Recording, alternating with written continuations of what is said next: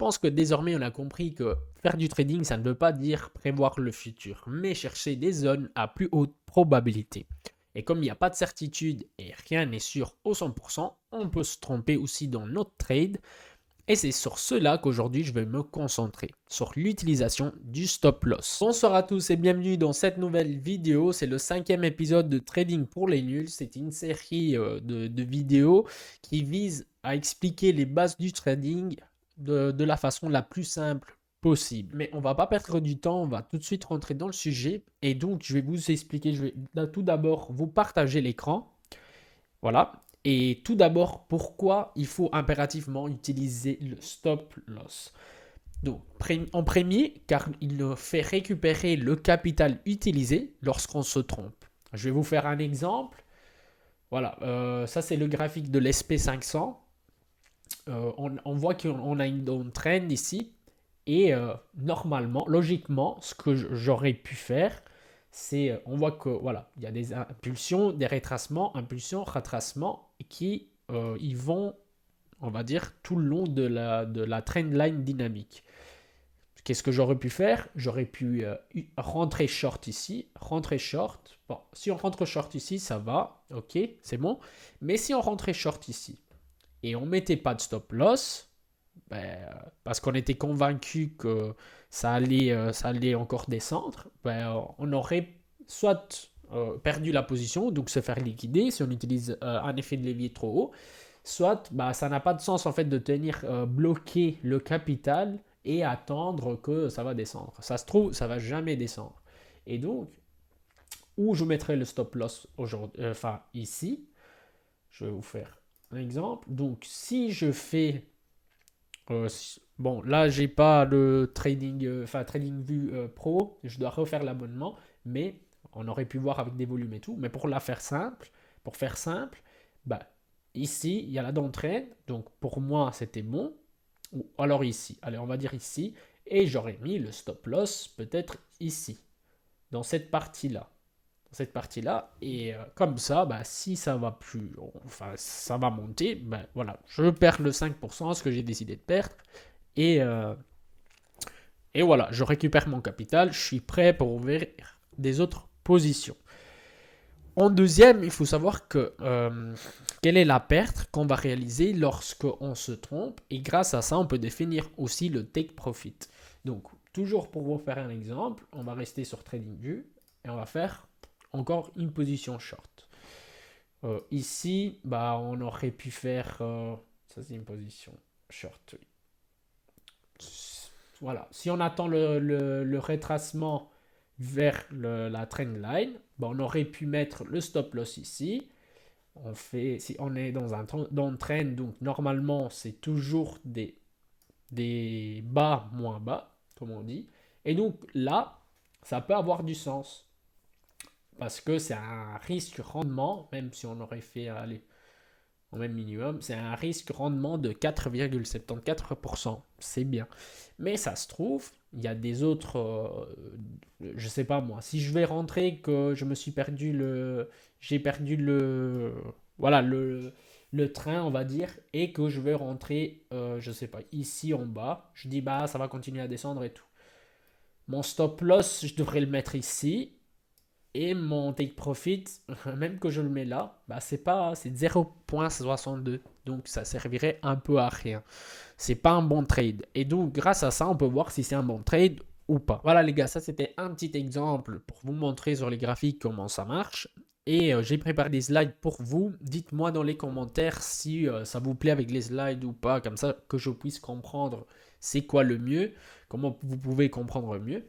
Et donc stop loss mode d'emploi. C'est une guide pour comprendre et utiliser le stop loss pour réduire l'une des rares choses que vous pouvez contrôler. Donc dans le trading, on ne sait pas contrôler énormément de choses. On ne sait pas faire bouger le prix où on veut parce qu'on n'est pas des hedge funds, des institutionnels et des trucs comme ça. Et donc aujourd'hui, ce qu'on va voir, c'est comment l'utiliser, comment on va le mettre et s'il faut le modifier, comment il faut le faire. Voilà. Déjà, qu'est-ce que c'est le stop loss? Le stop loss, c'est un ordre qui devrait être activé lorsque le marché en fait, n'est pas d'accord avec nous, donc avec nos scénarios ou la configuration sur lequel nous avons opéré. Donc, fermons la position perdante. Ce que je vous ai montré, en gros, c'est ce que je vous ai montré tantôt. Stop sell. Si vous ne savez pas tout ça, si vous ne vous rappelez pas des mots et tout ça, il y a une vidéo, je vais la mettre ici quelque part, et il y a tout le vocabulaire, enfin on va dire en gros les mots les plus utilisés dans le trading. Donc si c'est une position longue, c'est un stop sell, et si c'est une position short, ben c'est un stop buy. Et il est toujours pratique d'utiliser un market order pour être sûr de son exécution. Encore une fois, si vous ne me rappelez pas c'est quoi, ben, allez voir la vidéo. Et voilà, ça c'est le stop loss en gros. Il ne doit y avoir aucun trade sans stop loss. Donc oubliez de faire des trades sans stop loss. On est tous passés par là. On dit, bah voilà, comme ça je ne perds pas et tout. Mais au final, ça va empirer les choses et on va voir pourquoi. Donc, puisqu'il n'y a aucune certitude quant à l'avenir, il faut être prêt à dire je me suis trompé. Que c'est égal à mettre un stop loss.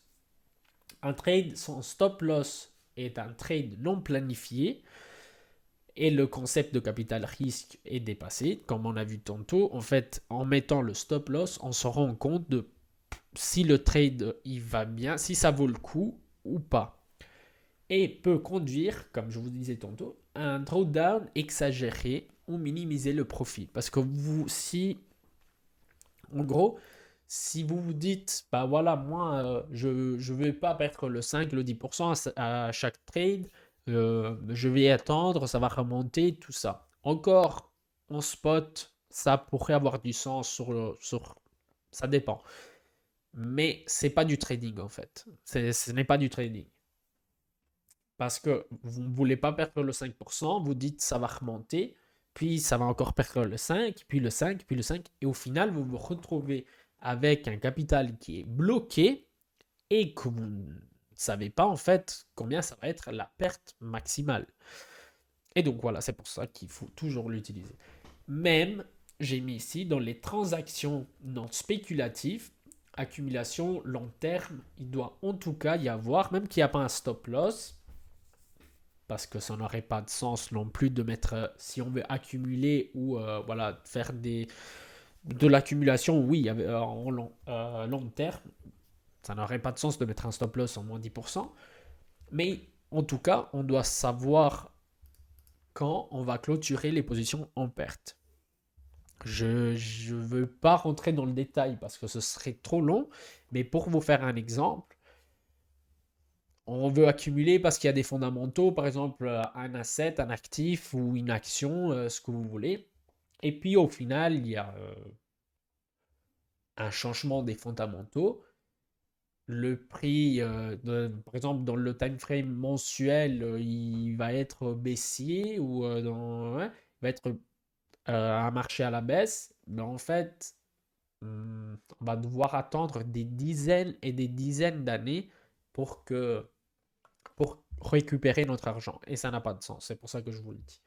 Mais bon, on va pas. Voilà. Différents types de stop loss. Stop loss classique, donc c'est un stop ordre placé à un certain prix enfin, voilà, quand on ouvre la position. Ensuite, il y a le stop loss, donc comme je vous ai montré tantôt. Ensuite, il y a le stop loss après la clôture de la bougie. Donc, c'est pas un ordre, mais on va le fermer manuellement. On va, on va fermer manuellement la position perdante, uniquement si la bougie se ferme en dessous du prix défini. Donc, ça, c'est pour donc, les avantages. J'ai mis protéger des stop hunters. Et inconvénient, le capital à risque peut varier considérablement. Qu'est-ce que ça veut dire? On va encore aller dans les graphiques, comme ça je peux vous montrer un peu mieux.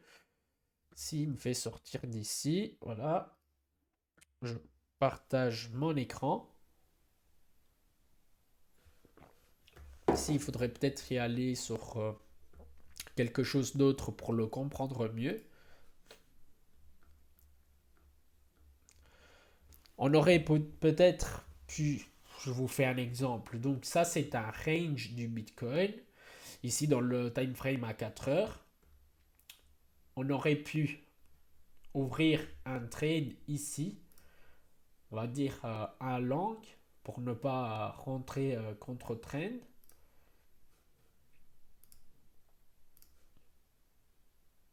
Ici.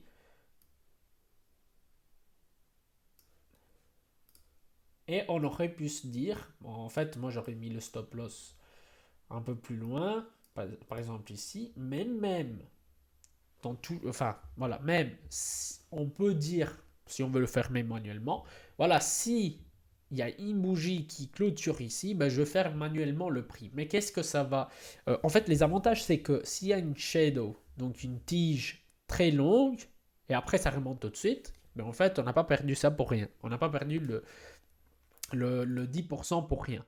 Et donc voilà, c'est ça l'avantage en gros. C'est pour voilà, ne pas perdre de l'argent quand il y a des manipulations de marché. On va retourner, donc voilà. Trailing stop.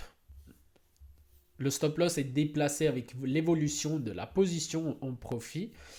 Ne jamais la baisser en dessous du stop loss de départ. Donc, quand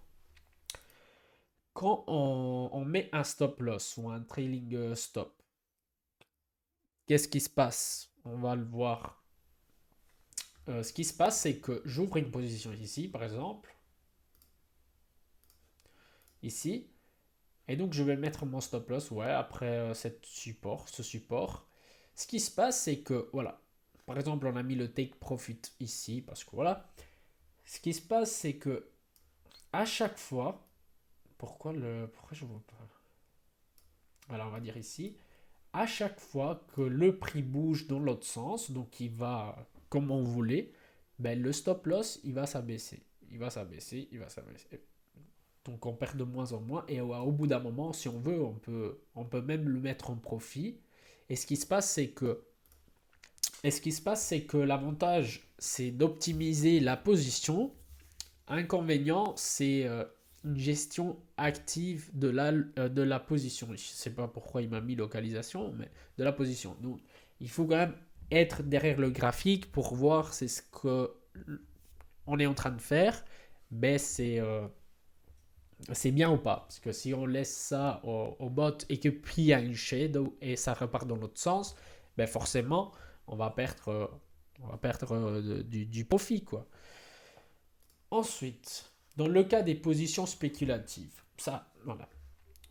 Pour tout ce qui concerne le trading, on va dire qu'on a même, on pourrait dire qu'on a même fini. Mais comme je vous disais tantôt, pour moi, même dans les positions à long terme, accumulation et tout ça, il faut quand même on décide un prix où il faut clôturer les positions en perte. Pour les raisons que je vous ai expliquées tantôt. Et donc, dans le cas des positions spéculatives, il est indispensable de placer le stop loss de toute façon en utilisant des time frames plus grands. Donc on peut utiliser l'hebdomadaire ou le mensuel. Dans le cas de position amateur, je ne sais pas si vous comprenez, gardez à l'esprit que donc aucun stop loss quand on fait de l'holding, ça veut dire être potentiellement prêt à tout perdre. Et donc c'est égal à mettre le stop loss à zéro. Ça veut dire que si moi je vais accumuler du Bitcoin, de l'Ethereum, on fait un exemple avec les cryptos, c'est le plus risqué. Et je me dis, bah non, de toute façon, ça va monter, ça va monter. Et je mets pas de stop loss. En fait, ma potentielle perte, si je mettais un stop loss à moins 20, moins 50, moins 70%, c'était ça, c'était calculé.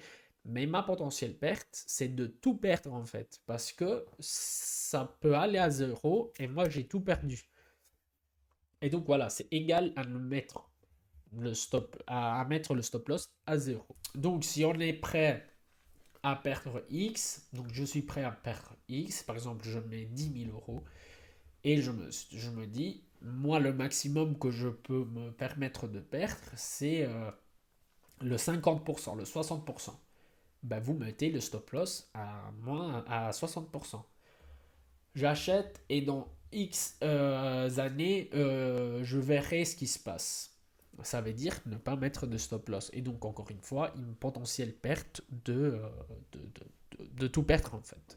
Et voilà, maintenant on va terminer avec, je vais vous donner quelques petites astuces voilà, pour éviter de se faire manger ou pour ne pas dire niquer le stop loss à chaque fois. Tout le monde est passé par là, c'est des choses qu'on apprend. Et donc, bah, j'ai du plaisir à les partager avec vous. Donc, on va les dire et après, on va regarder sur le graphique enfin, voilà, je vais vous donner des exemples. Donc, méfiez-vous au stop hunting. Évitez de placer le stop loss sur des zones évidentes, correspondant par exemple à des supports résistance ou juste en dessus ou au-dessous en fait.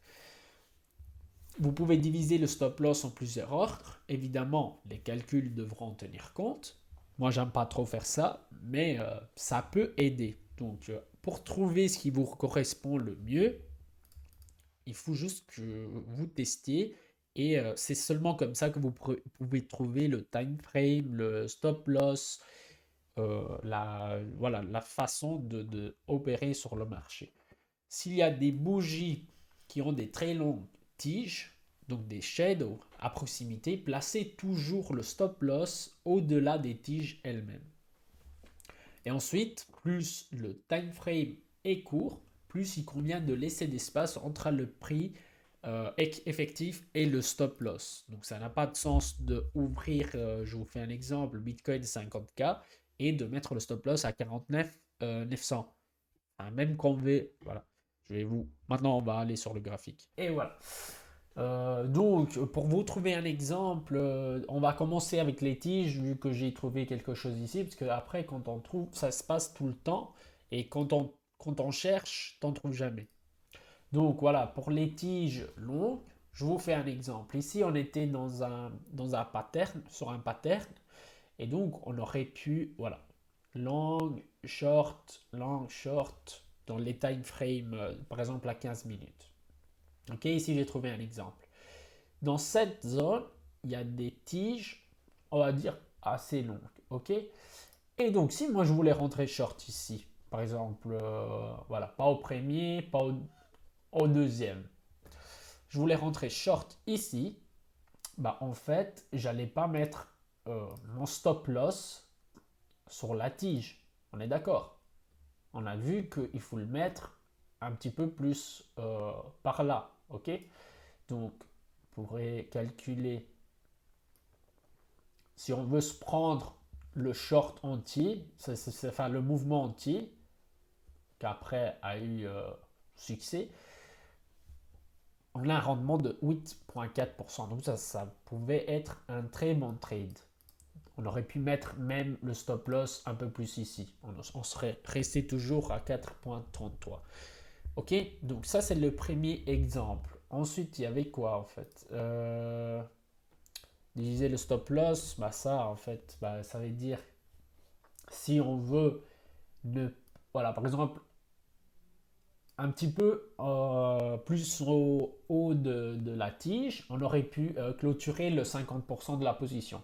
Parce qu'il y avait plus de probabilité peut-être que ça allait aller dans l'autre sens. Et après, 25 ou ainsi de suite. Moi, j'aime pas trop, je vous ai déjà dit.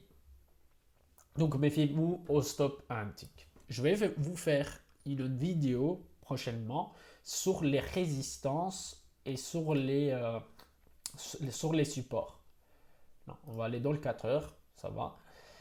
Donc, stop hunting, en gros, ben, ne mettre pas, parce que c'est des mouvements qui sont faits exprès pour vous prendre la liquidité, pour vous faire clôturer, surtout quand c'est des prix, par exemple, 20 000, 25 000 ou 250, 300, des prix évidents. Et si ça correspond à un support ou une résistance, bah, c'est encore pire en fait, parce qu'ils vont le faire exprès. Regardez ici, par exemple, le mouvement. Euh, le mouvement, ben, il va taper sur le support et il part de l'autre côté. Donc voilà, évitez de mettre une résistance, c'est pas une ligne, mais ça je vais l'expliquer dans une autre vidéo. Donc Résistance, ça peut être d'ici, le point vert, à l'autre à l'autre bout du truc vert. Donc ne mettez pas sur la ligne juste au-dessus. Laissez un peu plus d'espace. Voilà. Comme ça, et c'est reparti. De l'autre côté. Et ensuite, qu'est-ce qu'on avait? Plus le time frame est court, plus il convient de laisser d'espace entre le prix effectif et le stop loss. Donc, si on est des fous, on est des fous. Je sais pas ici. Trouver un exemple. Donc, tout simplement, en gros, plus le time frame est petit, donc en 15 minutes ou 5 minutes et tout ça, il vaut mieux laisser plus d'espace parce que dans ces time frames, il y a beaucoup de manipulation et donc voilà, ça n'a pas de sens d'ouvrir, je sais pas moi, ici, par exemple, après la tige, au milieu de la tige, et de mettre le stop loss. Ça c'est aussi ce qu'on a dit tantôt, quoi. Ouvrir ici sur la tige et mettre le stop loss juste en dessous. Ouais, ça peut marcher, mais voilà, c'est très risqué, quoi. Surtout si on... Mais bon, voilà. Si on a beaucoup de capital, enfin moi je le ferai jamais sur le 15 minutes, c'est trop volatile et tout ça, mais voilà. Et après, ça dépend de vous. Et donc voilà les gars, pour aujourd'hui c'est tout. J'espère que la vidéo vous a plu. Et donc si vous appréciez les vidéos, pourquoi ne pas laisser un like et peut-être s'inscrire. Je vous souhaite une très bonne soirée et dites-moi dans les commentaires si vous voulez voir des autres vidéos par rapport aux résistances, aux supports, comment les placer, enfin comment les individuer et tout ça. Donc je vous souhaite encore une bonne soirée et à la prochaine.